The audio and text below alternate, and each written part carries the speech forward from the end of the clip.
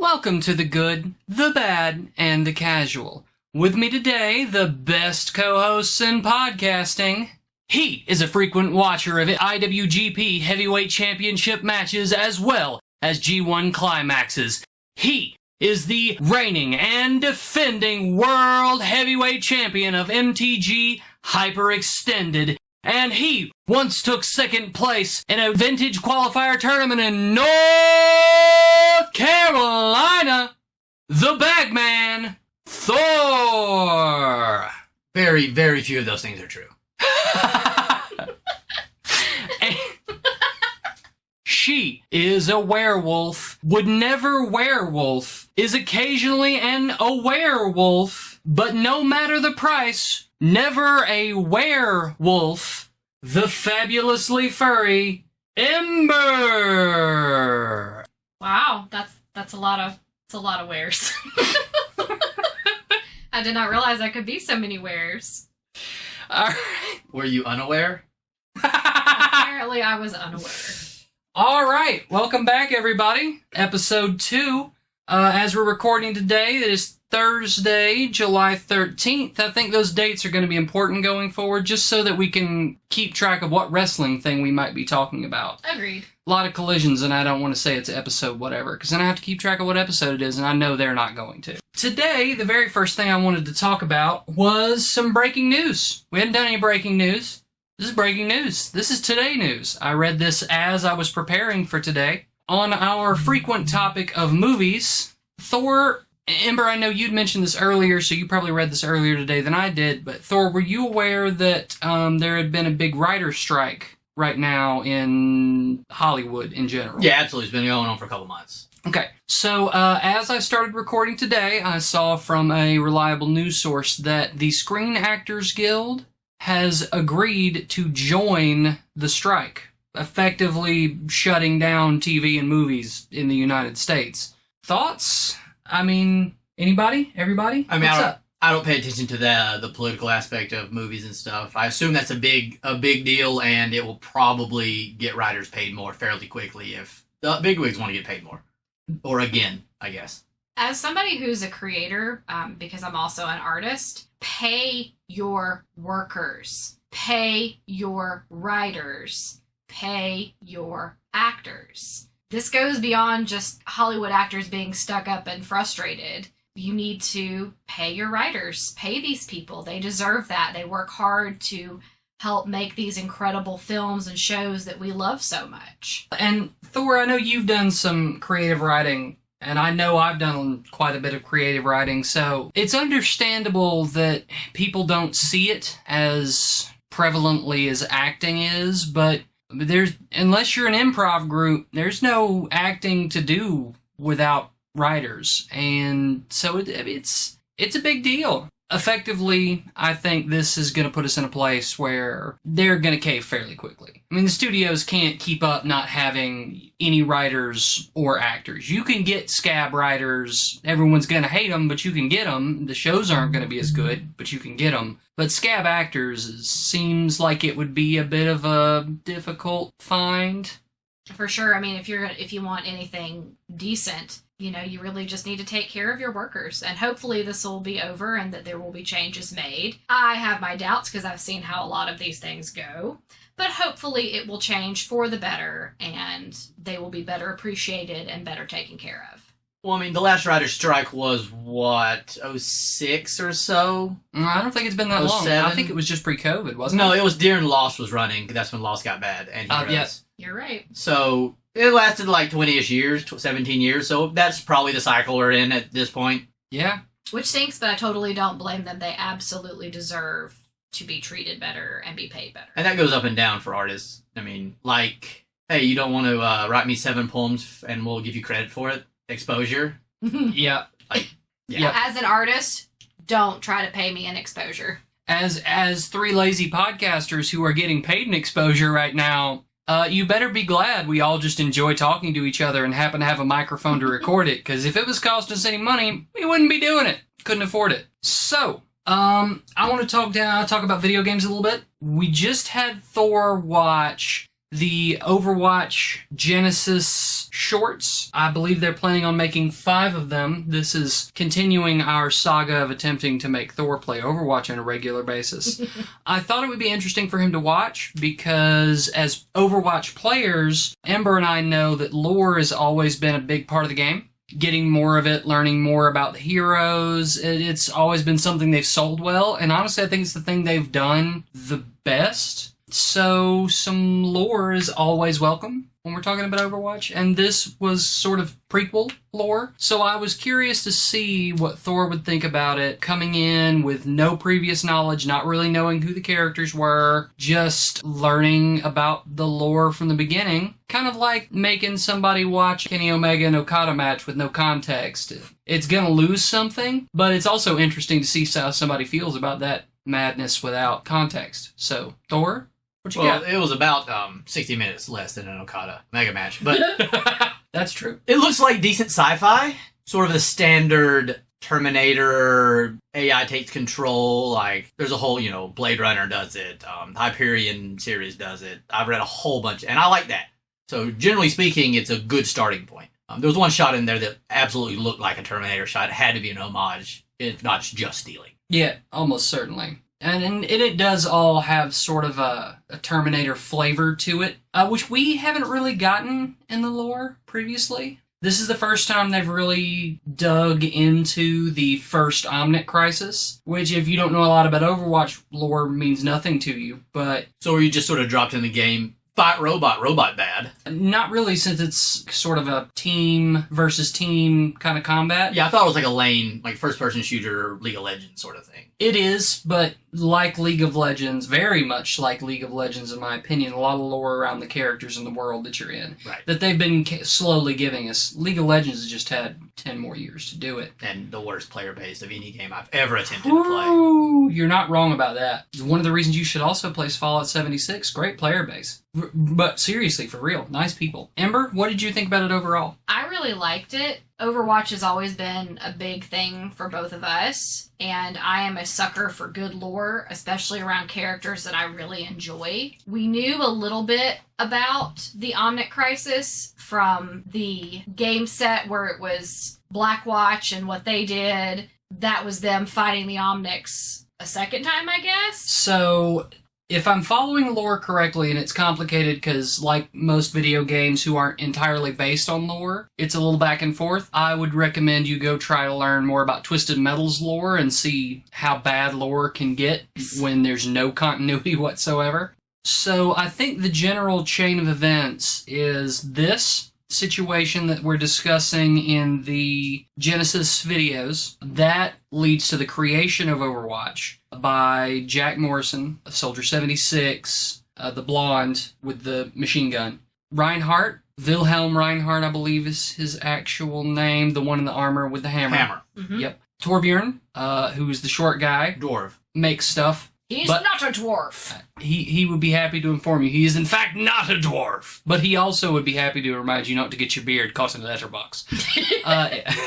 Great voice lines on Torbjorn, always fun. Ana Amari, which was the Egyptian lady with the sniper rifle. And Gabriel Reyes, Reaper, who was the guy you said had the Antonio Banderas energy, as I recall. Yeah, He just really throwing does. the guns down. Yeah. That was a Walking cute away. touch, by the way. Like, if you haven't seen it yet, please watch it because It's you'll pretty good. laugh. Yeah, it's a thing he does in the game. He doesn't actually reload. Everybody else has reload animations. Reaper just throws throws his his shotguns guns down. And has And new then two shotguns. more are just in his coat. It's like an Acme It's the cartoon. most extra edgy John Woo. BS. Yeah, it's Yeah. ridiculous. So that's first, this thing. Then after that, you have the expansion of Overwatch, which is when you get Mercy, Tracer, Blackwatch is formed after Jack becomes the strike commander of Overwatch, basically taking over the group, which Gabriel Reyes is in charge of, and that's where you get Moira and Genji. Genji and Cole Cassidy. Assuming that's more like the Black Ops. Yep, Yes, basically. they're the special kind of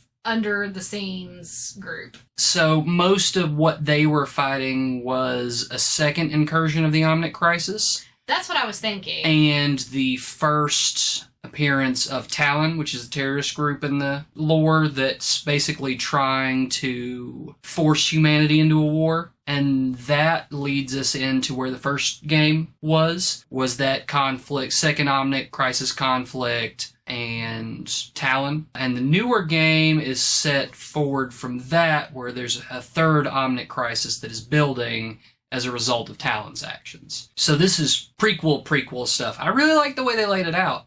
I do too. It's really interesting to see how they put it all together.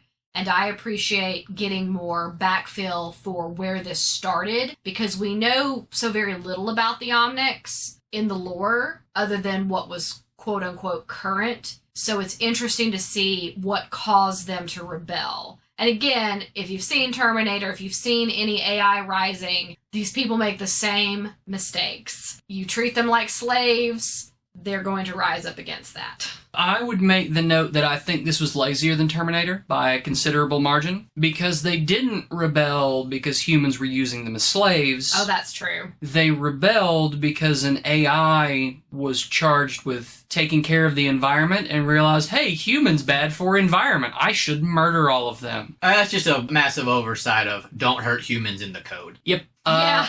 Which is... I mean, you're a big fan of sci-fi, so I assume you've read, like, iRobot and these Isaac Asimov classics. Yes. These tropes were fun when Isaac Asimov was writing them. They're getting a little lazy at this point. I need some slightly more complicated reasons for the AI to hate humans than just we coded it wrong. And it didn't really go into that. It just sort of assumed that. Yep. That was from the humans' point of view, and it was going back and forth between the humans and the robots. So we might get the robot's point of view in the next one of what actually caused it. Because it was very sort of a loose thread of the one sentient one going off and discovering itself. So that almost certainly has something to do with it. Mm-hmm. Aurora was the name of that particular Omnic. Which is really cool and really interesting and also a little scary. So I think it's a really interesting thing. I'm going to make sure in the future we watch the rest of these videos and get all of our takes on them. Sure. I think we might next time, for one, I'd like to show you maybe some of the character intro videos, Thor. Because they're so good. The character lore videos, they're good. They're not long. And we could start from the beginning of the first ones they put out and just see what you think about them. Their shorts have been great. Whatever. Also, by the next time, I'm committed to having made Thor play Overwatch at least once. And you will get my honest opinion. If I've got to sit him down in front of one of our computers to do it, so be it. But I'm gonna have had him play it at least once by then. But just as a story, not related to a video game, would you watch this as a series? I'd give it a try, probably. The old 3-episode try. That's pretty much my standard for most series, and anime in particular. Yeah, I agree with that. If I had no idea what Overwatch was, just seeing this, I would have been pretty sure to be like, cool, I really want to watch this. This seems awesome. Yeah, I'm not sure if I wasn't already a fan of Overwatch, this one would have hooked me. Sci-fi doesn't usually, in video format, sci-fi doesn't usually hook me. I love it in book format because it usually hooks me in with a good idea. But since this is just telling a story in a way that's not presenting a new idea, it probably wouldn't hook me. See, I'm the opposite of that. I do not like reading sci-fi. It bores me to tears. But I like watching sci-fi because the Terminator series was something I was really into when I was younger, and I just loved it, and that never really went away. And I saw iRobot and Bicentennial Man and things like that, so I enjoy things like that. Moving on from that a little bit, I think that's everything I had on video games for today, and we're not going to cover every topic we covered last time. We've got some great... Would consider most of these podcasts to be a greatest hits of what there is to talk about right now. You're probably going to get a little bit of wrestling every time, and until we finish this Make Thor as big a fan of Overwatch as we are series, which is... not going to work out for me. We're probably going to be covering video games at least a little bit every time, but beyond that, it's going to depend on what there is to talk about. The Magic the Gathering has recently entered into its next spoiler season. This particular spoiler season is for the Commander Masters set. If you're not familiar with Magic the Gathering, the Masters sets tend to be largely reprint, fairly expensive packs. Usually they're at least a couple dollars more than an average booster pack price, sometimes double, especially aftermarket. They can get ridiculous. Once the print run's done, they go up pretty heavily, but at the beginning they're like $1 or $2 more, I believe. I'm not giving anybody advice here, but as an investment, they tend to be on the higher end of investing in Magic. Sealed product. They have a really good rate of going up. More than not, yeah. Yeah. So let's look a little bit at this spoiler season and see what they're printing. Since this one's related to Commander, it's relevant to all of us. So let's just look at a few cards, see what we're looking at for this set. So just going down the list here, we're reprinting Ashnod's Altar, which that ain't gonna hurt nothing. That card's been needing reprinted for a little bit. It is far too expensive. Oh, is it? I have the ones I've had forever, so I don't know. That is some brutal art. I just had to point that out. Like, if you haven't seen this card, you should see it, because that is some dark art. Yeah, the new Ashnod Altar art is not terrible. I like Perfectly fine art for another card. I want to say it was at the minimum $12. Okay. Which is a lot for an uncommon artifact. I understand it's a very good uncommon artifact, but it's still an uncommon artifact that they printed since Alpha? No. I don't remember what set it was in. I think it was possibly Antiquities. It's been around for a while. Next big card I'm seeing here is not a reprint. It's Treasure Napper. It is a red goblin, so we have Thor's attention. Correct. It's a 3/2 for 3 goblin rogue that whenever an opponent taps an artifact for mana, you gain control of that artifact until the end of the next turn. Solid card. The flavor text is really good. It says, the law of gives these backsies is respected by every noble pursuer of shiny things. That is a fantastic. Love it. I actually didn't read that the first time I looked at this card. Of course, I would be the one to read the flavor text. Really, really good. I want to shout out to the artwork, which is a goblin holding a soul ring. I didn't realize that. Fantastic. That's great. Thor, you're our red player. What'd you think? Does this make your goblin deck? It definitely makes my red artifact deck. I will be stealing people's soul rings and then tapping Goblin Welder and putting them into their graveyard while I get giant monsters out. It shall be fantastic. First thought. Yeah, that checks out. And honestly, it may see some sideboard play in a vintage, the mono red vintage prison deck. It's just in my brain. Probably not, but I'm going to try it. So whenever people tap Moxes and things, I'll be able to steal them. That would be hilarious. And I could turn one it with, my own Moxes or Lotuses or the ancient tombs and things like that. So it could be a lot of fun. Yeah, it could see a lot of play up and down the board, which is not something you get frequently. Very rarely. And it probably isn't good enough because it would take the spot of a goblin that makes a bunch of other goblins or a blood moon or something. But it's cool enough that I want to try it. Yeah, for sure. I could see that. Yeah, I think this is going to be one of those cards I'm going to want multiple copies of. I think this could be interesting, Thor. Just between you and me, we've been playing for a long time. We've seen Magic card prices for a long time. Prediction. Post-release. So after the set's released, 2 weeks, when we come back to where the prices are, where do you see this card landing price-wise? $5 to $10. Really? Immediately, yes. It'll probably settle if it doesn't see play in other formats. But I think initially, after the initial price drop of pre-release day, I could see it being $5. See, I'm thinking more 15 to 20. It seems like something everybody that's running Red's going to want to run. I don't know. I just don't know. It'll be interesting to see. It does a unique thing, so it could get up to 15. But 5 to 10 is sort of where I would, if I had to guess, $8. That feels like an $8 card to me. We have a difference of opinion. We will come back to this 2 weeks after release. And I am not good at prices. Fair enough. Looks like we're getting a reprint of Smothering Tide. I'm never mad about Smothering Tide going down. If they're not going to ban it, it should at least be cheap enough that everyone could afford to play it if they're running one. I disagree. Never print it again and make it cost prohibitive. I would also be okay with that, for the record. But I hate the card, so whatever. It is, as is Logan Paul, frustratingly good. Yeah. That's a weird comparison, but yeah, Great Hedge getting reprinted could be nice. That card got really expensive. No, I don't know what that card does. 9 cost spell that costs 1 less for the greatest power among creatures you control. It taps for 2 green and makes you gain 2 life when it does so. It also puts +1/+1 counters and draws you a card when non-token creatures are on the battlefield. It's sort of a catch-all thing. It's not bad. It's a solid card. I knew it was originally in Throne of Eldraine, I believe, was where that card was first printed. And I'm going to guess it's probably going to catch another reprint pretty soon, because I feel like it was good enough to reprint in the new Eldraine set that's coming, without being too good to reprint. And it's not going to affect any 60-card format, so they can reprint it into Oblivion and it won't matter. Actually, it saw a lot of play in 60-card format. That surprises me. In Standard and Alchemy on Arena, it saw a ton of play. Yeah. Okay. Because you just put it in big green beater decks. And yeah, but still, it's a turn after you play a big beater. If you play a 5-drop on turn 3, which is hard, on turn 4 you can cast it, you should be dead by then. That's just me. You could also, to be fair, throw a creature out, giant growth it, +3/+3, make your 3/3 for 2 a 6/6, and then That's putting a lot in them not having enchantment removal, especially game 2. I don't know. It doesn't seem like that strong to me. But once again, I don't play standard, so I standard power levels fluctuate, and I don't know. It's a great commander card, though. So it makes sense in this. To me, list. it seems like a perfectly good reprint.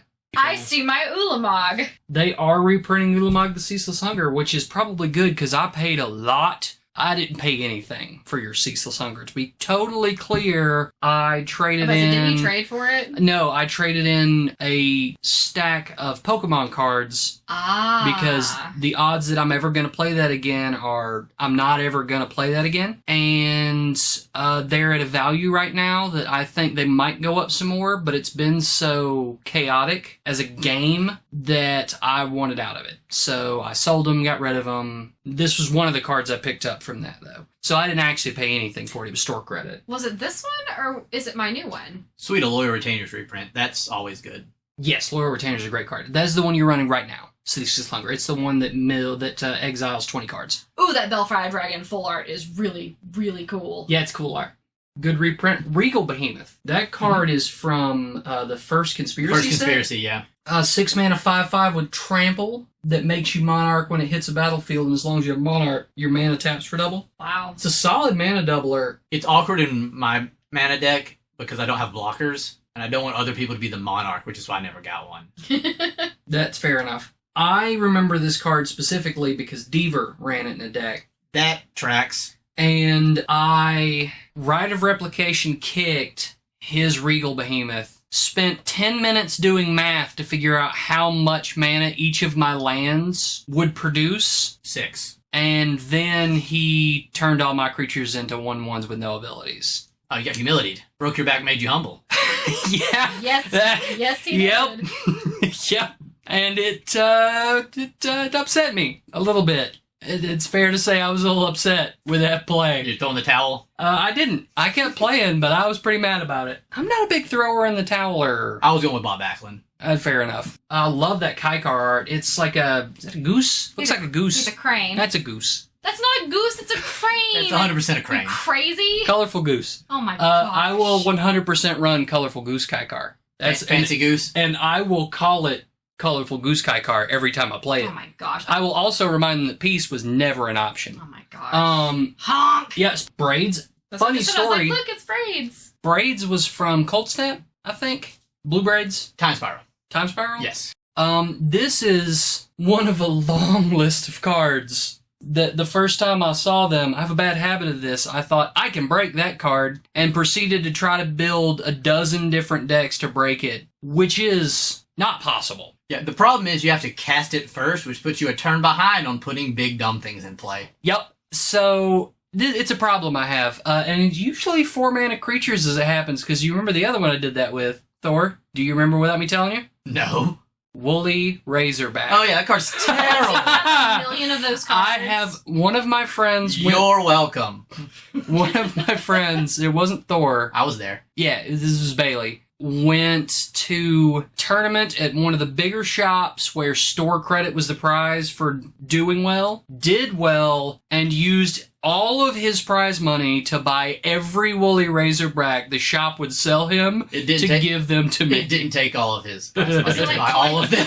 It's 25 or something like that. I can't remember. I don't remember how many It was I like the have. number It of was your my age first or collection something. of bad cards. My next one was from Innistrad Block because I started collecting Gallows at Willow Hill because that card is terrible. I did not try to break that one in my defense. I just thought it was really, really bad, so I wanted to collect a bunch of them. Yeah, Woolly Razorback's a terrible card. Never broke it. Someday they're going to print the card I need to break Woolly Razorback, and I'm bringing it back. Hey, Ooh. Cyclonic Rift.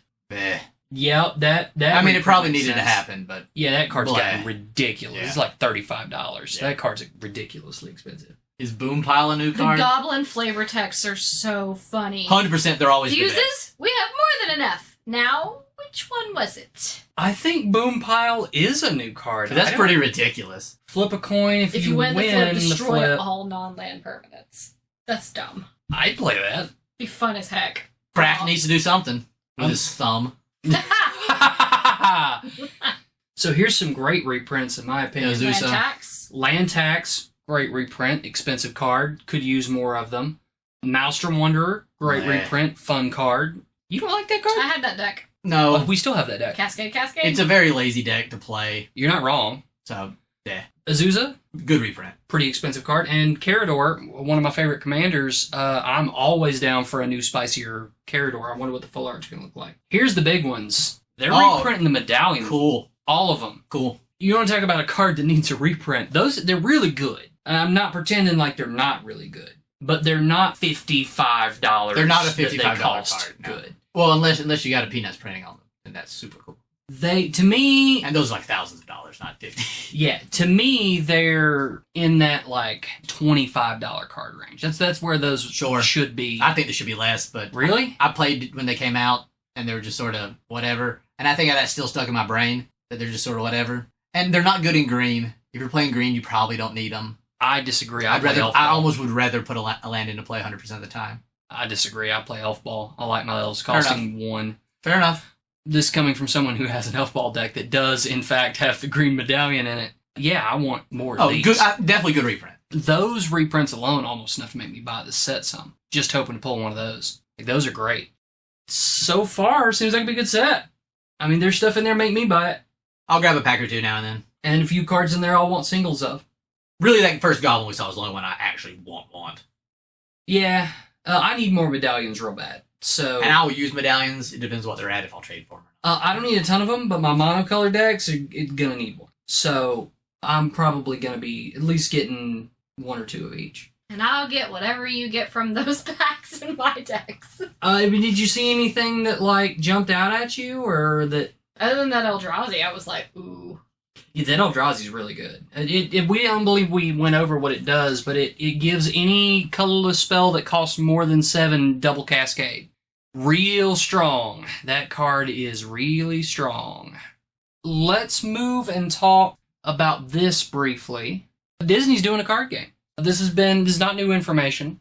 I know Ember was pretty excited when she saw this because it's Disney related and she's a big fan. I probably wouldn't have talked about this if Thor hadn't mentioned it to me when he showed up. I had every intention of trying to play it. Didn't know he had an intention of trying to play it. So let's look at a few of these cards and talk about it. We're not going to do an extensive list, but... Yeah, I'm super excited because, as you know from the last podcast, I really love anything Disney. And as soon as I heard they were creating a card game, I got super excited. I'm looking at the Ariel card right now and being like, it's Ariel. No, I don't actually know how this game plays at all, so I'm going strictly off other card games I've played. I did watch a video about how the card game plays. Yes, you did. I don't remember all of it, because when it comes to learning a card game, or any game really, I need to sit down and play it with somebody who's played it. I am a kinetic learner as well. I can learn things other ways, but this games is not one of them. So... I'll remember it once I play it once. I love that says action song, and it's just the song from Beauty and the Beast with the giant horde of people going to storm the Beast's castle, and has the little clip from the song, which is we don't like what we don't understand. In fact, it scares us. Super cool. Yeah, honestly, all the art's good. Just these 3 cards we're looking at right here, solid art. The art is pretty good from what I've seen. Just scrolling through here a little bit. And Jetsam, that's really, really cool. And they interact with each other. Of course they do, because I'd be upset if they didn't. Pongo! Has flying. Evasion is just flying. Oh, there's Merlin! Oh, that's so cute. Yeah, I had heard that. Yeah, I'm very, very stupidly excited for this, because everything Disney makes me very happy. Rush is haste. Rush is basically 1-to-1 with haste and magic. Sven. Is a big common beater. Speaking of big common beaters... That is not common. It's Maui! That is a rare. Speaking of big beaters that don't do anything but beat... Well, see, the three As little doodads on the side is how many victory points you get if they connect. Yes. So if it hits, he gets a bunch of victory points. As he should. So it is big and dumb, but it's not... That is a big mono green... Yeah, that's your 14/7 thing or whatever. Crawworm. That's your crawworm. That's better than crawworm. I love underneath each of the characters' names, there's like a little blip, because Peter Pan's is never landing, which is really funny. Maui's just his demigod. Well, there's a lot of different versions of each creature, and you can evolve them sort of. You can evolve them sort of like Pokemon sometimes. That's really cool.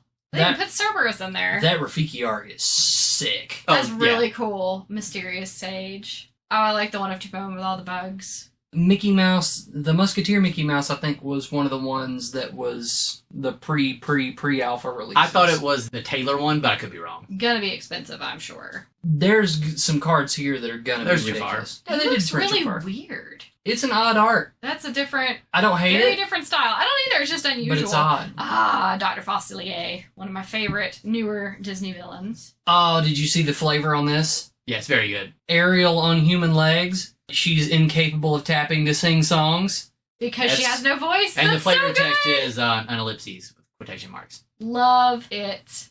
So this is one of the things Magic's always been great at, is context comedy.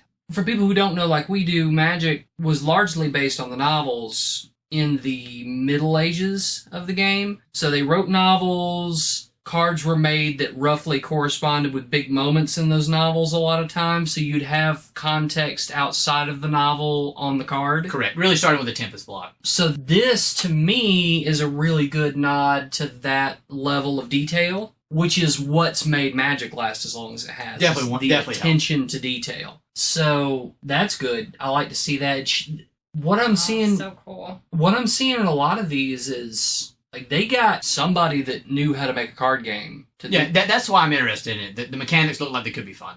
I think based on what I remember, it plays similar to another card game nobody played, which was the My Little Pony card game. People played that. I have a bunch of the cards. We have at least a whole bundle box of My Little Pony cards. Yes, I do like My Little Pony. Don't judge me. It's fine. And I'm not judging you.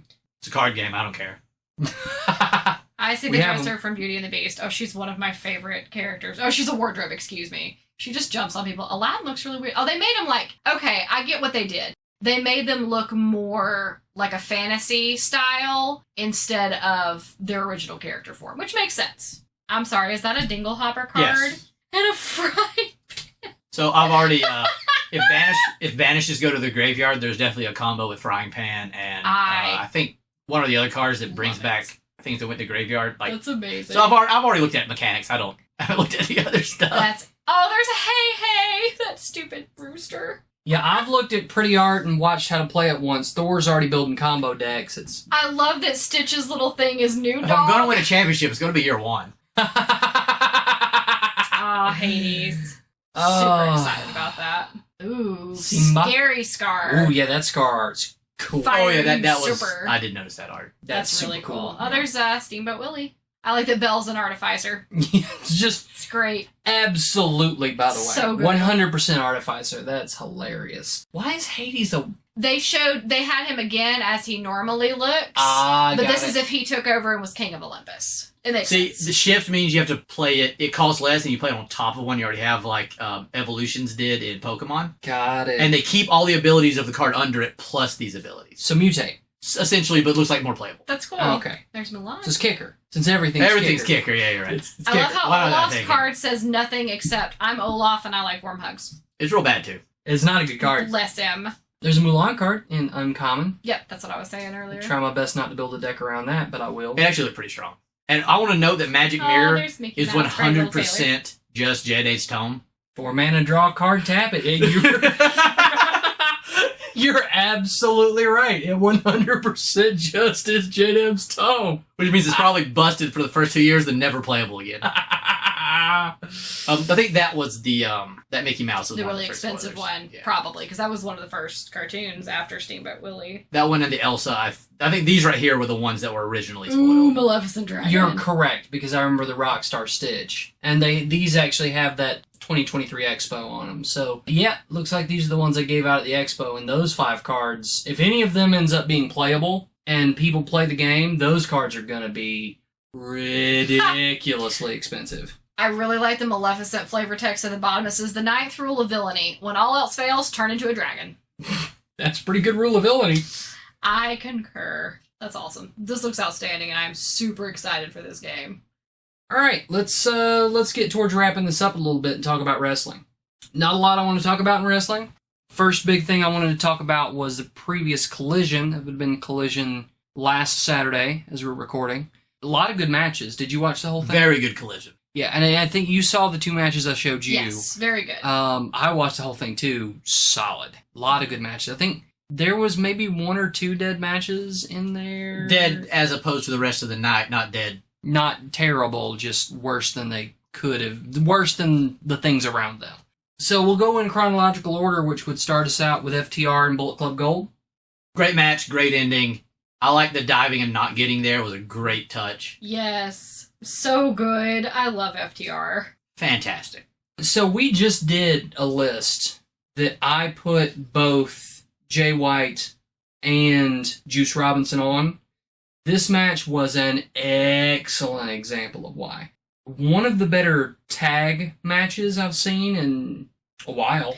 I really liked it because you had to explain to me why they were holding the string in the corners. Is that in old school wrestling, that was the only way you were allowed to be tagged in, was if you had the turnbuckle string in your hand. Tag rope, yeah. And I was like, that's so cool. What an interesting thing to throw back to. It's a thing FTR always does. FTR always does it. Oh, see, I never noticed that But before. Juice did it too. Whole match.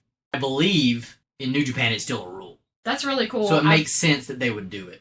I really like that. It was really interesting. It was different. It stood out. And I was like, hey, that's a really neat thing to kind of throw back to for the younger generation watching wrestling now. Well, that's just an FTR thing. That's cool. Like I FTR said, I never noticed that before.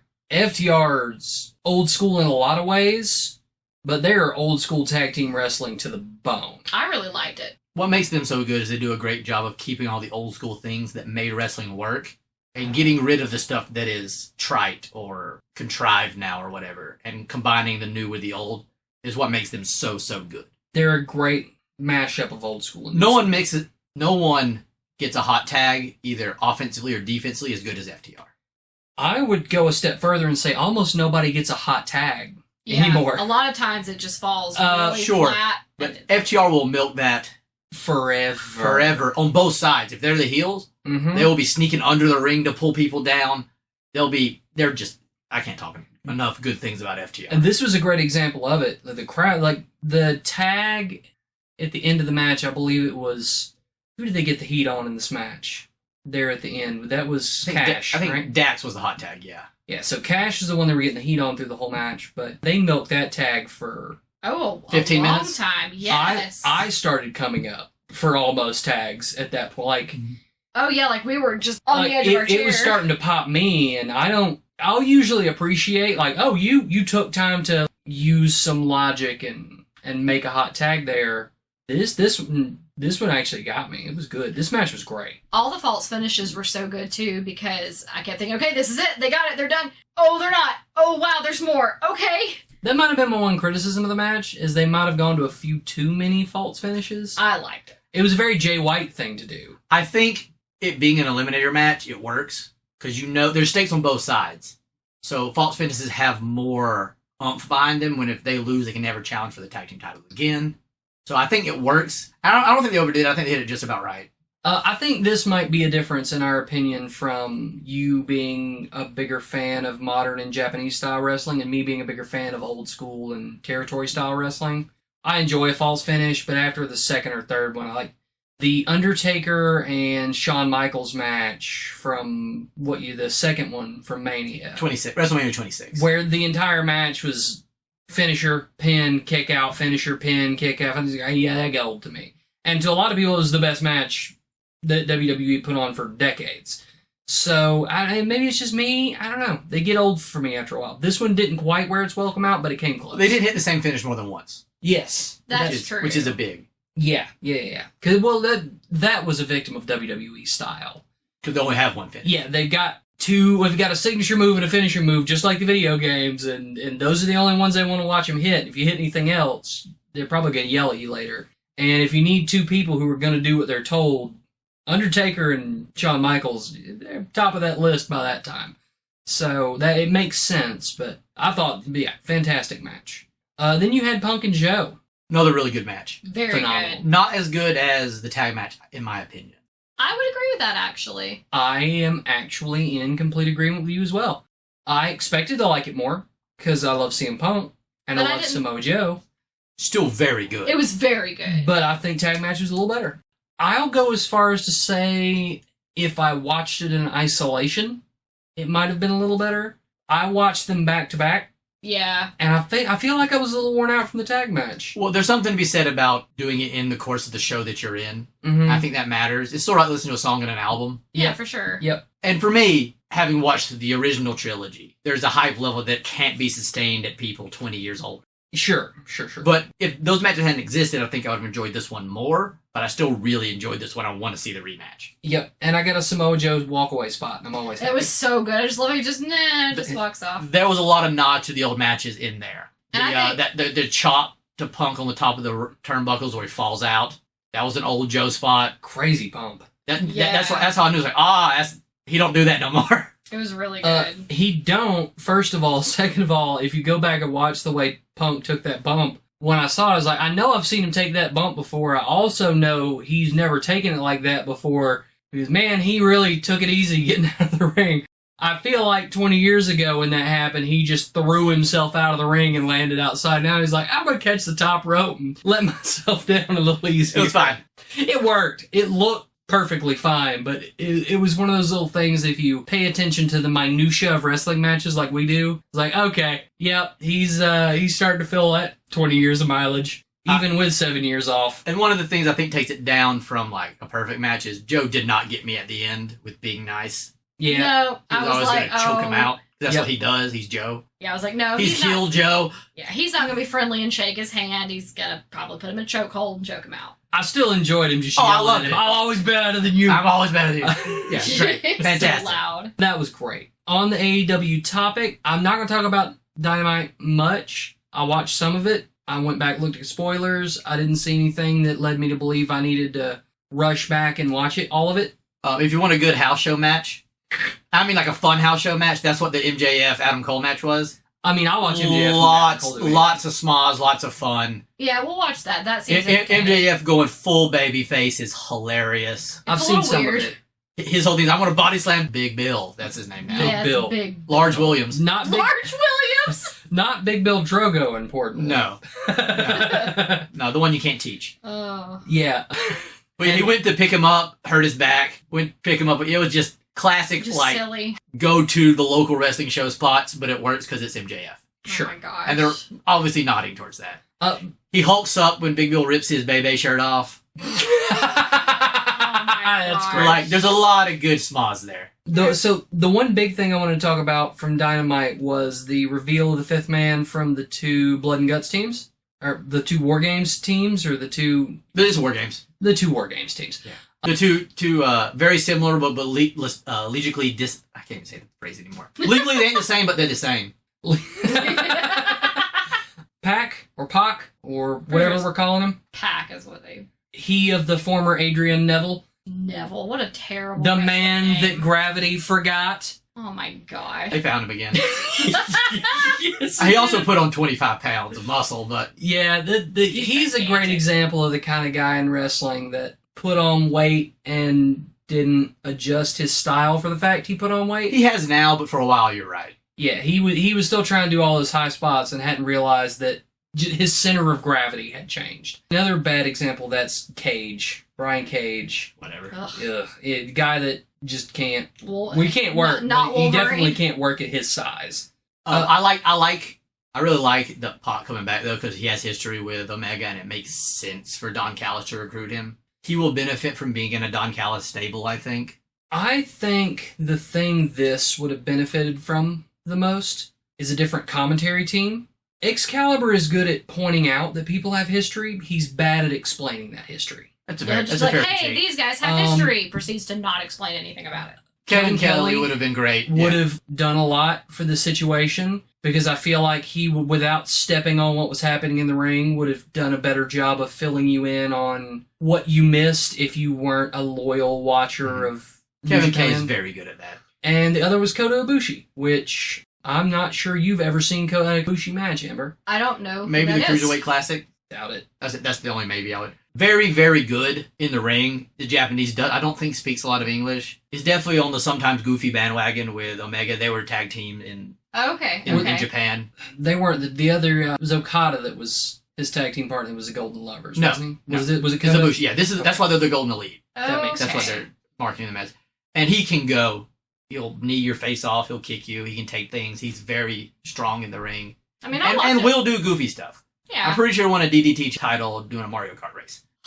Hilarious. No comment. It's DDT. It's a whole different thing. Sure. It's like that's Kaiju fair. Big Battle. That's fair. Yeah, I don't know a lot. I've seen him wrestle more than Ember has, but I still haven't seen him wrestle a ton. They built him up as a big underdog babyface in New Japan, and he's to the point now he wants to do whatever he wants. I mean, I'm sure I'll watch the match. It'll be good. It'll be I mean, it's hard to mess up War Games, really. Yeah, I mean, it'll be a big smozzy bloodbath. That's what it's supposed to be, though. Maxwell Jacob Friedman won't wrestle after it because he wants to roll around in John Moxley's blood. Ew. He'll probably demand to open up the show again. It was. Did you actually see that comment that he made? That was on one of the post-match scrums. Yeah. They were like, "Were you upset that the world title went on first?" He's like, "No. You think I want to go out there and roll around in John Moxley's blood? So Disgusting." funny. Disgusting. I like Funny. the Adam Cole. I'm really digging the awkward friendship Adam Cole. It is really weird MJF and thing. interesting. They played video games in this last one. Pretty good. Oh my I gosh. enjoy it because I feel like you could get a lot out of it. You could legitimately put the tag titles on those and I'd watch it. That could be fun. And the inevitable betrayal and Adam Cole actually getting over in AEW as a babyface could be good. And I think it's what Adam Cole needs. A little run as a heel to remind everybody how great he is, followed by turn on the biggest heel in the entire company. And Or you can do it the other way around. Just have him. They're sort of meeting in the middle. MJF is going a little babyface, and Cole did a little eye poke in this last match, leveling out. I think we're going to get a Roderick Strong heel turn out of this. could be fun. The way they're setting it up, that Strong's going to be, I can't believe you trusted MJF and then turn on Cole. That'd be And I interesting. think it's how you get out of Cole not being able to win the title and still being over. I think that's how you do it. Which will be good matches. Also, this is long term, which is the kind of booking that, in my experience, Tony Khan is fond of. I could see it also coming around to like do this, have Roderick Strong cost them the titles in the title match, Exactly. then making him kind of the heel in the situation to only have Adam Cole turn on MJF later, and then you have heel Roddy Strong and Adam Cole to come back and win the titles later. That works too. And have if a you great want tag if you want team. to term, yeah, there's a lot of stuff you can do there. Yeah. There's wiggle room. All right, rounding off our wrestling talk, Money in the Bank was... Week and a half. Yeah, I don't plan on going through all of it, but for the record, some of this will be fresh information to Ember, who did not watch it. Thor and I watched it. Our Money in the Bank winner was Damian Priest and Io Sky, which I actually noted you were the one who said on the last podcast that Io Sky was on the list of people they could do something with if they put the briefcase on her. So They were both my second likely picks, I think. I definitely wanted LA Knight, but I thought Damian Priest was going to be the more I did likely watch a one. little bit of that because you showed it to me because I remember Damien winning the Money in the Bank. Yeah. I showed you a little bit. We'll get back to that. So Gotta get my stuff in, brother. we also had the championship match, which was Finn Balor and Seth Rollins. Pretty good match. Very solid. Has some callbacks to the Universal title. First match for that, which I enjoyed. Like the buckle bomb and him hurting, and it worked. For the record, Ember, because I'm sure we weren't watching at the time, and I doubt I've mentioned it to you, but Seth Rollins and Finn Balor had a previous match that was for the title Roman Reigns currently holds before he won it. That was the match where Finn Balor dislocated his shoulder. Ooh. It was for the inaugural Universal Championship, and Finn Balor won the match and then had to have surgery, so he only held it for like 24 hours. I think I remember you showing me a clip of that because I think we saw him laying on the floor and I was like, oh, his arm is not where it's supposed to be. I showed you the video of him reducing his own arm Oh, by gosh. slamming it against the barricade. That was the most brutal thing I've ever seen somebody do. I think I would cry and then I would throw up and then I would pass out. Yeah, there's some tough people in pro wrestling. Finn Balor, he's on the list. Thought that, to be perfectly honest, but wow, that takes a lot of guts. He's a tough guy. We got a win off Seth Rollins for that, who retained. Correct. With a little distraction possibly from Damian Priest, which is getting some feathers Continue. ruffled. I haven't watched Raw since then, but I think that's the storyline going. Okay. Yeah, they're Interesting. continuing to play that as heat. They had a big Renaissance painting shot Oh my after a gosh. match on Raw where Dominic Mysterio lost a match to somebody or got knocked off the apron, and then there was Damian and Finn standing on either side yelling at each other with Rhea like on the ground holding Dominic in her arms and yelling at them both. Yeah, that was funny. Hysterical It's shot. so good. So those were the big title matches, but the big thing, the big takeaway from the pay-per-view was the final match, which was the tag team match between the Usos and Roman Reigns and Solo Sikoa. Mm-hmm. Are they just calling him Solo now? I don't know. Solo Sikoa. It was a good match. A little long. It was a slow first 12-ish minutes, and the last half was awesome. Yeah. In my opinion. I get some amusement out of the fact that we're talking about wrestlers wanting to get their stuff in, brother. At this point, a referee bump is just one of the things Roman Reigns needs to get in his match. Well, the match isn't ending until he does it. It really, yeah, no, it's not. It's gonna play into the ending of the match. And the more referee bumps, the more ridiculous the ending of the match is gonna be. Even when you don't really need referee bumps, because we had a referee bump in the match you had with Brock Lesnar, and I think that match was no disqualification anyways. I feel like if someone won the match without there being a referee bump, it would take the crowd out of the finish at this point. You might be right about that. What? That happened now? That's way too early. It hasn't even been a ref bump.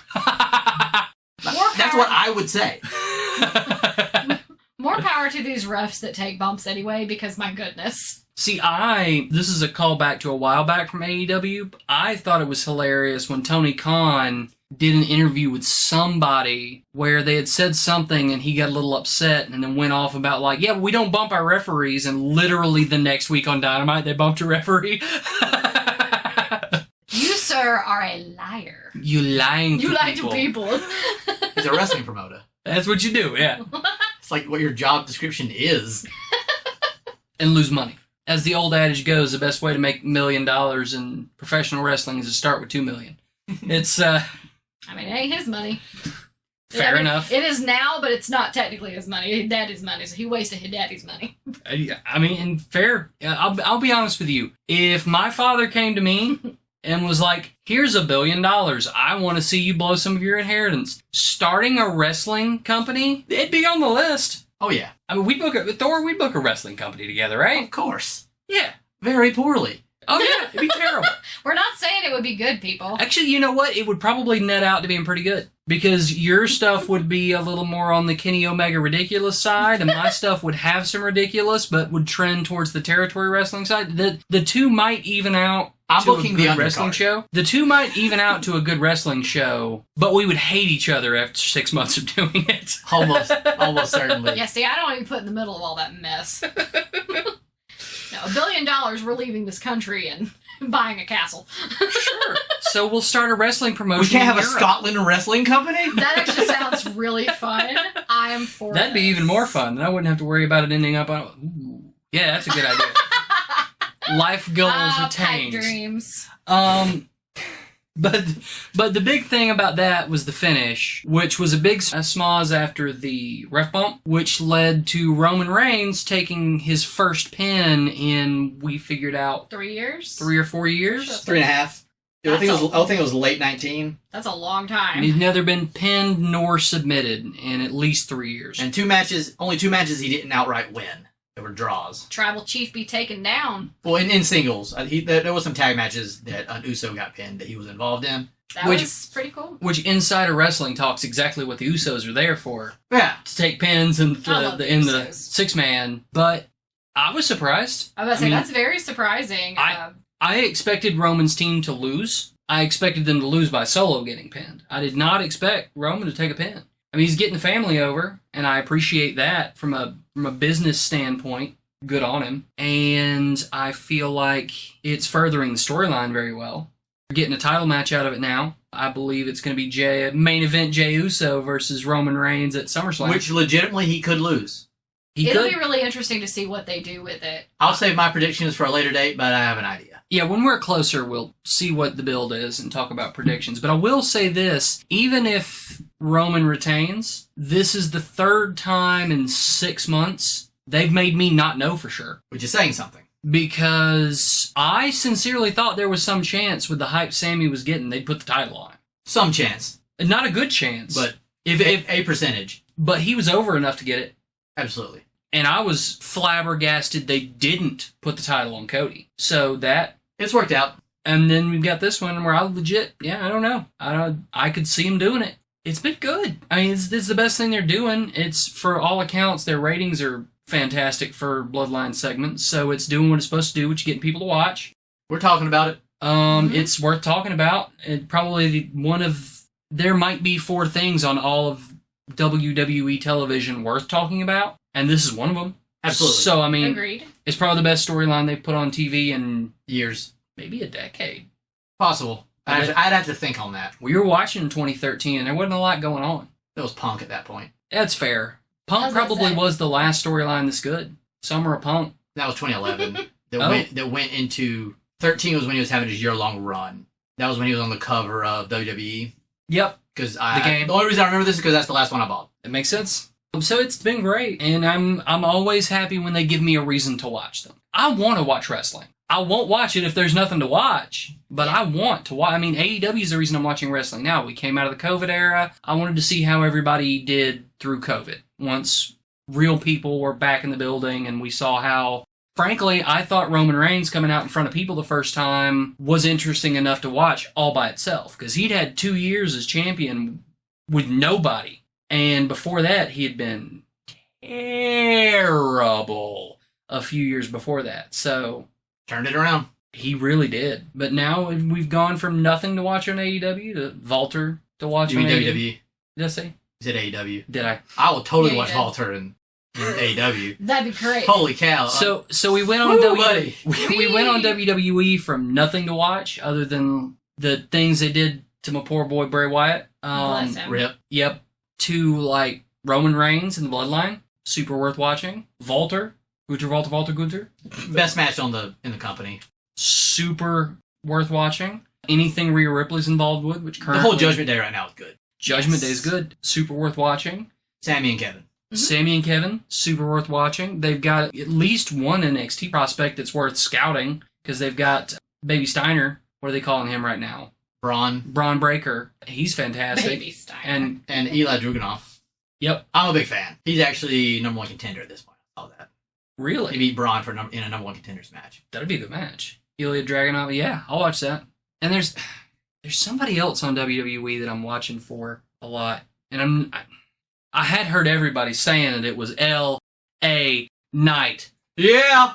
who actually recently, I don't know if you saw this, did a dark match against somebody that they put on YouTube that was their best viewed clip of the week. Like over Bloodline stuff, over Judgment, like the best viewed clip of the week was LA Knight Yeah. wrestling whoever it was LA Knight wrestled. So, man, Just feature him. he's so over. You don't need to put the world title on him or anything. Just feature him.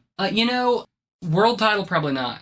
And I think they got too much going on in the world title. Mid-card picture. title run would be awesome. He'd be really believable to take the title off of Walter, so that you can give Walter 6 months off and then bring him back in the world title picture. I'm in.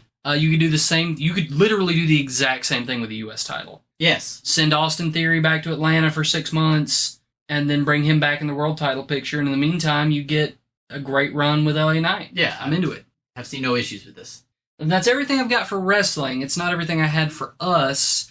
I wanted to do another short thing of top fives. We all enjoyed doing them last time, but last time I came up with all of them. This time I thought I would let the other two come up with one. I think I'm going to skip it this time, let them have this one. So which one of you is ready with your top five question for this podcast? All right, Thor, you ready? What you got? So since we're on wrestling, Okay. who are your top 5 underrated wrestlers? Ooh. People who didn't quite get what you thought they should have. Important caveat question. Top 5 all time? Top 5 right now. Favorite of yours? All time. All time. All-time favorite underrated wrestlers. And that can be someone who's rated highly, but just not as highly as you want them to be. I assume you have your list already? Personal opinion. Nah, I got ideas. I can throw them out there. Go ahead and give your top 5 while we think about our top 5. Sir William Regal, #1. He is one of my favorites ever. That's a solid pick. Agreed. For underrated, yeah. In WWE, Diamond Dallas Page. Yeah, Page was used great in WCW. He was one of my favorites. In WWE. And it was because he was older, but that feud with Undertaker was awful. WWE has this bad habit. I know, I'm still going to call him out on it. I agree. It's the reason LA Knight's not a champion right now. Nigel McGuinness. Ooh, Go back and watch him versus Bryan Danielson. Ever. fair enough. Yeah, he was fantastic. And his matches with Kurt Angle and TNA are awesome when he was Desmond Wolfe. Samoa Joe. I don't even care how well he's ranked. It's not high enough. I would agree with that to an extent. And Zack Ryder. Ooh. That's a good one. You know, I refuse to put him on my list because I think he's got a renaissance coming. Oh, absolutely a possibility. But as of today, The Indies have used him really well. yes. But yes, it's a fair point. You know what? Before you go, one of my absolute favorite promos I've ever heard, the favorite walk-off line of a promo. Oh, I know which one this one was is. when Zack Ryder won the GCW championship from Nick Gage. So he's standing there covered in blood and all the other stupid stuff that GCW does because they're a garbage outlaw mud show indie fed. Thanks, Cornette. And tell me I'm wrong. Tell me when I'm telling lies. That's You what ain't gotta be so mad about it. he cut a promo afterwards where the walk-off line was to tell everybody GCW's got a new face, and this one's at least a face with teeth. And that was fantastic. I don't know. I liked him climbing over stuff and going, I'm just trying to get over. I'm just trying to get over. Like, Z True Long Island stories were great. Actually ahead of their time. Way ahead, like, Ahead of YouTube almost. almost. And I don't think you get Young Bucks thing without... Not a bit. But I mean YouTube in general. He was doing things that YouTube creators are still doing now. Mm-hmm. Absolutely. In like 2010. 2023, and yeah, he was doing it about 2010, yeah. 2010, 2012, somewhere in that neighborhood. No, he was way ahead of his time. Ember? Matt Sydal. I really, really like Matt Sydal. I don't feel like he was used enough. That's a solid pick. Yeah, Evan Bourne, Matt Sydal. Yes. Evan Bourne if you watch WWE, and Matt Sydal if you watched him in AEW. I think he might have been one of the most underrated sellers they've ever had. He would ragdoll it. There was that one match you showed me where he literally went flying through the air, just limp. Yeah, there are very few people in WWE take a spear better than Evan Bourne did. You just broke him in half. Ziggler, and that's about it. Yeah, I mean, Ziggler's the only name on the list. And the taker of either the first or second best RKO of all time. Fantastic. Miro. Ooh. Absolutely. WWE did nothing with him. He's this gigantic Bulgarian man. And he was over. Who got over organically. Yes, people loved him. And then went to AEW and they used him for a little bit. And then he, I guess, got hurt and was gone for a while. And now he's coming back. And I'm very excited because I like to watch him throw people around. With his weird promos that I'm sort of here for. You know what's funny? I think we talked about this in our very first record, and you didn't bring Miro up again the second time, so I didn't get a chance to come back at this. This is a great example of the difference between me and Thor and Ember, whereas me and Thor really do kind of keep up with internet wrestling news. Maybe me more than Thor, I don't know. You more than me. But both of us know Miro's been gone because he was mad about his creative for the most part. He got hurt, and then when they brought him back, he didn't like the creative they pitched to him. Okay. Yeah, so I think his injury, he was supposed to be out for 3 or 6 months, something like that. And it's been closer to a year. And then pretty much everything you heard on the internet was, yeah, he ain't coming back till they have something for him that isn't terrible. I love Dante Martin. I would love to see more things with him. Of course, right now he is hurt. Again. I would love to see more with Dante Martin. Him and his brother are both very, very talented. I think he's a little more talented than his brother. Just my opinion. I would also say, and this might be a little controversial, but 10 from the Dark Order. Oh, that's an interesting choice. That's Preston Vance. Yeah, who's he with now? He's with someone now. Some group. He is running around with, is it Swerve's group? It might be Swerve's group. Is it the embassy? The Mogul Embassy. The Mogul Embassy, yeah. No, it was the guy with the bags on his head. What's his name? Oh, yeah, it was. Oh, that was always in the crowd? Yeah. I forgot his name. I actually did like that gimmick. I wish they'd done It was very anything interesting. with it. Yes. Kip Sabian. Pip? Is it Great Expectations all of a sudden? What's going on? No, Kip Sabian. no, I just need to apologize for the amount of Cornette that I listened to, and I literally forgot his name. Kip Sabian. It wasn't Pip Sabian, because I've listened to Jim Cornette call him that for more than I've heard Excalibur say his name. Is Preston Vance like Miss Habersham in this scenario? That's okay. What's going on? That's an interesting choice. Kid's got a good look. That's kind of why I said that. I haven't really seen him wrestle He's much, not terrible. but he has a very good look, and I feel like if somebody worked with him... Or if he is terrible, he hasn't been exposed. It's a better way. Luchasaurus is my last one. Yeah. Absolutely. He's huge. He's good looking. If you've ever seen him without his mask, he's very good looking. I think he's a good wrestler. Just lose the stupid dinosaur gimmick, please. You can wear a mask. I don't care. Wear a mask. Just different gimmick. Yeah, I don't like it either, and I don't understand it. When he was with Jungle Boy, it sort of made a little bit of sense to me, but now it's just weird. I didn't even get it then. Top 5 underrated all time. I think I can start off very fast. When I get to the bottom, super slow. To steal a Thor line here, number 1 with a bullet is Goldust. Yeah, love Goldust. I actually met him in person at one point.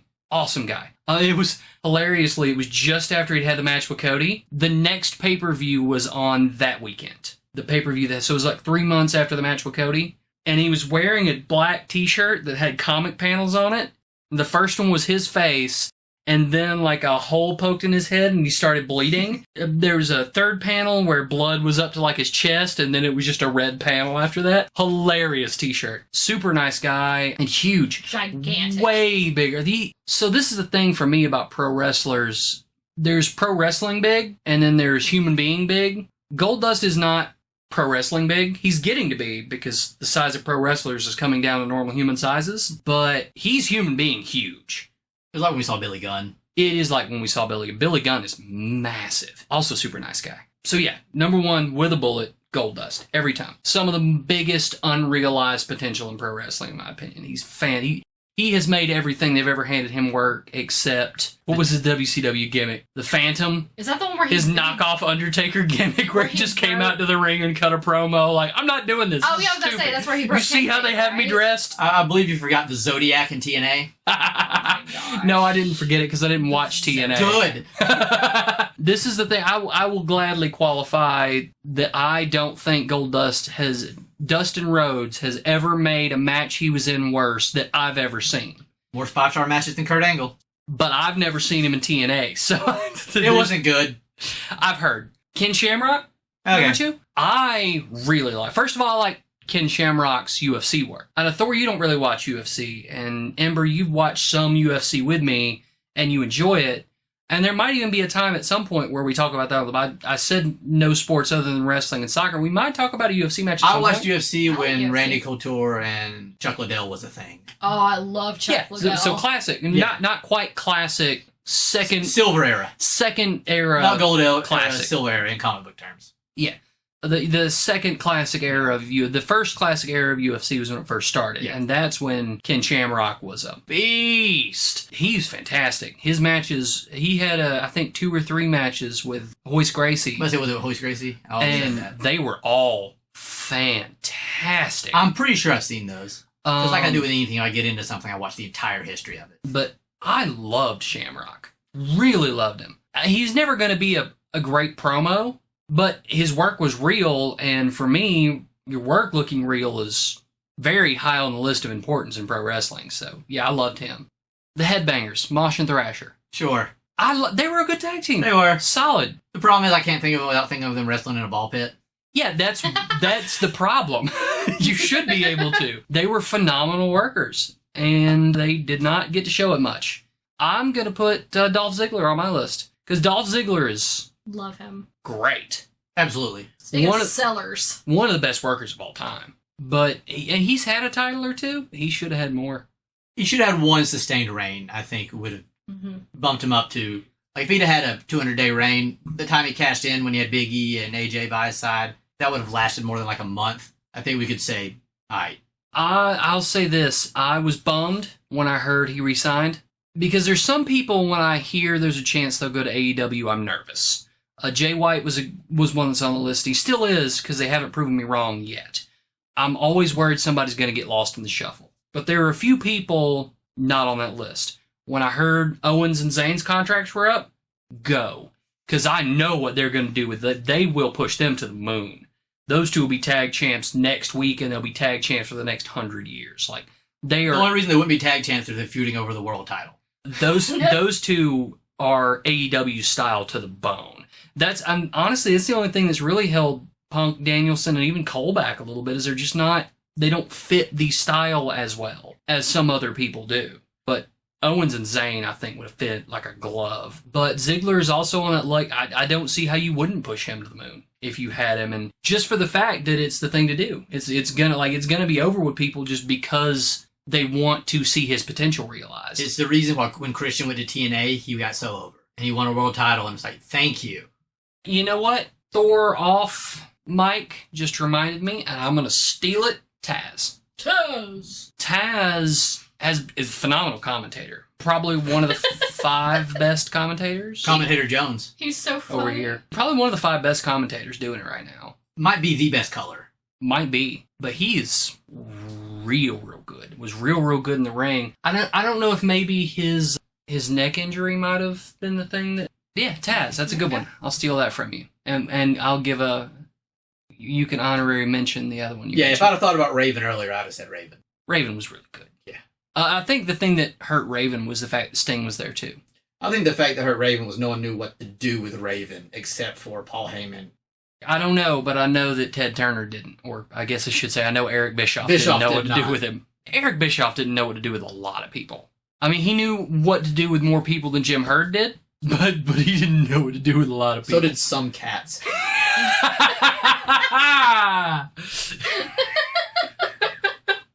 Yeah, I do. I can't think of a few cats that could book a better wrestling fed than Jim Herd did. We want you to be Spartacus. God. The Shock Master. Oh, Gotta shock the world! You know what? Hold everything. Because we all missed a name. It's unforgivable that we missed it. Rowdy Piper. Yes. Yes, There's too many yes. No. You're going to be mad at you when I say that. I'm mad at myself for not putting it on my list. The Briscoe brothers. Oh my gosh, why didn't I think of that? I wouldn't classify them as that. I would. Because they are essentially the gods of ROH tag team. Oh, Absolutely. And that's really all they ever got a chance to show. Right. So if they'd have went to WWE and not been utilized, I think they're appreciated as much as an ROH person can be appreciated. Right, but I feel that would be my argument. I wish they could be more... Sure. Agreed, they should have had more. Yes. They would have been probably number 2 on my list if it hadn't just occurred to me. Yeah. I wouldn't have thought of them because I wouldn't have classified them that way. But absolutely, they're ridiculous. But you're a big fan of Ring of Honor, too. Yes. Whereas I didn't watch a lot of Ring of Honor. I watched the Feds. So... Yeah, I was watching for 15 years. Yeah. That's the big difference here, is I wanted them to get over and do everything. Yeah, they were the first tag team I saw main event at pay-per-view. I am also, unfortunately, very sure if WWE had gotten them, they would not have had a clue what to do with Then they would be on my list. Yeah, they would 100% be on the list. If they'd have went to TNA, they would have been on my list. I don't know if TNA might have used Nope. it. Really? Name anyone TNA used good. Christian? We're at 1. How long you want to go? I think they used it. I think they used more than that good. They've used several good, but generally speaking, they already had to be big names. How many you want? Coming out of the indies, they used almost no one to their potential. How many you want? Give me 5. Okay. But it didn't come from WWE. 5 non-WWE talents that TNA used well. I can think of 2. 3. I got 3. AJ Styles. That is number 1. Samoa Joe. That's number 2. Abyss. Yeah, they got the most out of Abyss they could. I think they used a lot. I think they used Abyss very well. Beer Money Inc. was not bad. Yes, Beer Money was very good. That's actually the first feud I thought of when I thought of the Briscoes going there. That in particular would be good. A prolonged feud with Beer Money. TNA had an issue at the time with having one good feud with someone, then they get lost. Well, sure, but then you also would have gotten the opportunity to run them against Generation Me or the Young Bucks. No, because Generation Me got lost as soon as they wrestled Motor City Machine Guns. They were gone. They had nothing. They didn't know what to do with them. Young Bucks was another team that you just said you're number 5 in Motor City Machine Guns. They made Motor City. Motor City made themselves in the indies, but they did use them well. So fair enough. Yeah, so there you go. That's 5. They still misused a lot of people. And then if you want to name the people they got from WWE, I think they used Kurt Angle okay. They used him well. Jeff Jarrett used Jeff Jarrett great in TNA. No, he didn't. He didn't use anybody around him well, but he used him great. No. That's probably the best Jeff Jarrett's ever been presented, even if it wasn't good. That's using someone poorly. That's like having the Rolling Stones opening for Miley Cyrus. It don't make no sense. I'd go to that show just to see what happened. It'd be viral. Like meningitis. Amber, what was your top 5 list? I don't have one, so luckily after this, we can outro. Mine is going to be top 5 best animes. Ooh. We haven't talked about anime. We talked about TV. We have not talked about anime. That's why I figured I would start with this top 5. I will start with mine. Hold. Okay. Clarification. Series, movie, or both? Let's leave movies out. Let's just do series. Okay, series only. And I assume you mean Japanese animation specifically. Yes. So no, like... Avatar: The Last Airbender. Yes. Yes. No Korra. Okay. Go ahead.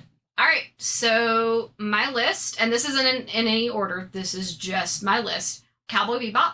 One of my absolute favorites. If you have never watched it, please go watch it. This is the one thing I'm going to say before you go any further. We are going to walk all over each other's lists on this, I feel like. It's okay. Go ahead. Trigun. The original, not the new one. I haven't actually watched the new one yet, but I love the original. It's very good. Hellsing. I like the original, and I did really like Ultimate. They're both very good. Ultimate follows the comic books, or manga rather, more closely. The other one kind of did its own sort of thing. Full Metal Alchemist Brotherhood. Please don't watch the original. It's garbage. Please watch Brotherhood. Brotherhood It's is the only better. good one. They're both fine. Brotherhood's definitively better. Yes. The original one trails off really bad, whereas Brotherhood stays focused. And this is... The original Full Metal Alchemist suffered from the same thing a lot of Japanese anime suffers from. They started the show before they finished the manga. So they had to Same go thing off with the left the field. original Hellsing too, right? Yes. Yes. Go ahead, sorry. And my last one is Wolf's Rain. I don't think neither Thor nor my wife have ever seen it. I know a lot of other people that have seen it. I have. It was on Adult Swim. Oh, sweet. Okay. It's really, really good. It's such an interesting post-apocalyptic take that ties in some really cool, fantastical stuff. So those are my top 5. Who wants to go next? You messed up. Oh, no, I did. You did. Because if you'd said the word post-apocalyptic next to its name, I probably would have watched it by now. Well, I don't think it's quite the post-apocalyptic like you Doesn't look for. matter. Doesn't matter. But that's what it is. It is If a post-apocalyptic's in it, I'm world probably that's going to watch it or in listen an to it eternal or winter. read it. I enjoyed it. It would not make a list for me. Perfectly fine. Trigun is easily number 1. So good. It's the bounce back between him faking his actual feelings with overjoyousness and being happy and trying to make up for the sins of his past that he didn't even mean to do. It's a great story. Very good. Anything that are cowboys in space, I'm in for.